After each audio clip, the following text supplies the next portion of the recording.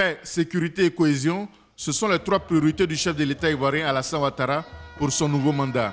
Le renforcement des institutions, de la justice et de la réconciliation nationale devrait permettre à la Côte d'Ivoire de retrouver la paix après la crise consécutive à sa réélection le 31 octobre 2020.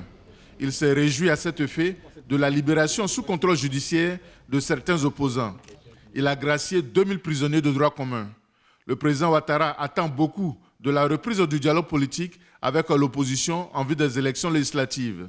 Afin de consolider la cohésion nationale et la réconciliation politique, j'ai nommé un jeune issu du PDCI-RDA comme ministre en charge de la réconciliation nationale. J'ai aussi instruit le Premier ministre Ahmed Bakayoko de relancer le dialogue politique.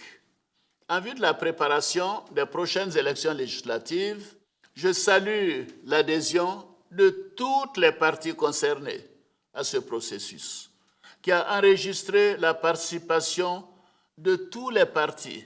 Je note la décision de mettre fin au mot d'ordre des désobéissances civiles, annulant ainsi le CNT et le boycott actif.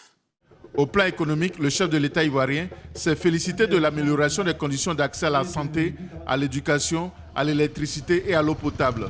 Il compte poursuivre la politique de construction d'infrastructures pour assurer la croissance prévue à 1,8% en 2020. Il a annoncé la construction de 33 ponts échangeurs dans le pays. L'année 2021 verra l'intensification de nos activités sur les infrastructures routières et nos interventions porteront sur un minimum de 1313 km de routes en cours de bitumage. De nombreux projets structurants ont été initiés pour le développement des ports d'Abidjan et de San Pedro, en vue d'améliorer leur compétitivité.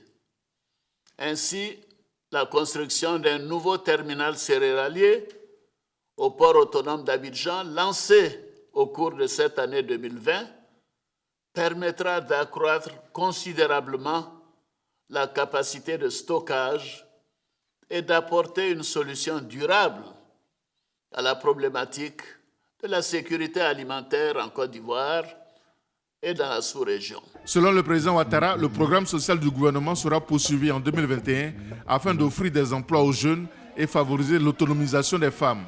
Ces programmes auront pour effet de faire baisser le taux de pauvreté passant de 55% en 2011 à 35% en 2020.